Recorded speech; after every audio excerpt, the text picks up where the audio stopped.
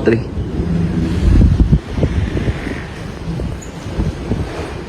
Oh, magandang gabi. May gusto kang sabihin. Sir, may nakita po akong krimen kagabi.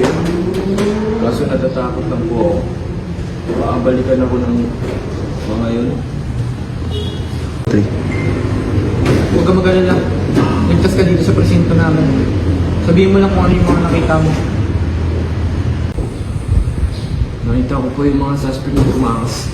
Sir, sumakay sa itim na van, pumunta sa lumang bodega. Doon malapit sa pier. Sigurado ka ba sa mga nakita mo?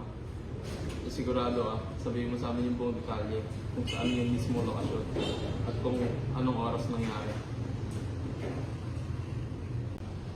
Opo sir, natatakot lang po talaga ako ngayon, kaya ngayon lang ako nagsalita. Sige, malaking tulong ang impormasyon na binibigay mo sa amin sa investigasyon.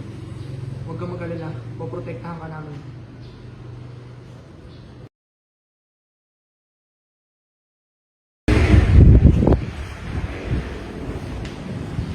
Magandang umaga, sir. Magandang umaga.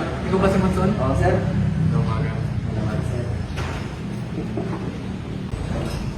Sabi mo may mahalaga kang mga sasabihin na impormasyon. Oo, sir. Matagal ko nang minamanmanan yung hinahanap yung grupo.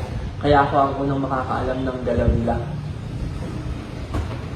Sige, sabihin mo sa amin lahat ng mga nalalaman mo sa tungkol sa kanila. Sir, madalas silang magkita sa isang bar tuwing gabi. Kung wala ako, mahihirapan kayong malaman yon. So, may iba ka pa bang nalalaman patungkol sa impormasyon ito? There you go. Marami pa, sir. Ako talaga ang may pinakamaraming informasyon tungkol sa kanila. Sige, pagpatuloy mo pa ang pagbibigay ng informasyon sa amin. Kung may iba pang nalalaman, sabihin mo agad sa amin.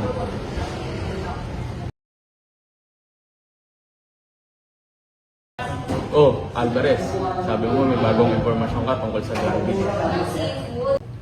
Oo sir, may nakuha akong impormasyon patungkol sa mangyayaring bentahan mamaya doon sa piyan.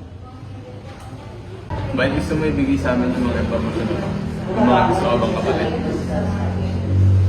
you go. Simple lang naman ang gusto ko sir. Kung may reward o bayad, ibibigay ko sa iyo lahat ng impormasyon nito. There you go. Sigurado ka ba totoo yung mga informasyon na binibigay mo sa amin? Go. Yes sir, kapag may kabayaran, sasabihin ko sino mga involved at kung anong oras mangyayari. Go. Kung totoo yung mga informasyon na nakalap mo, sigurado malaking tulong pa sa operasyon namin. Siguraduhin mo totoo lahat ng sinabi mo.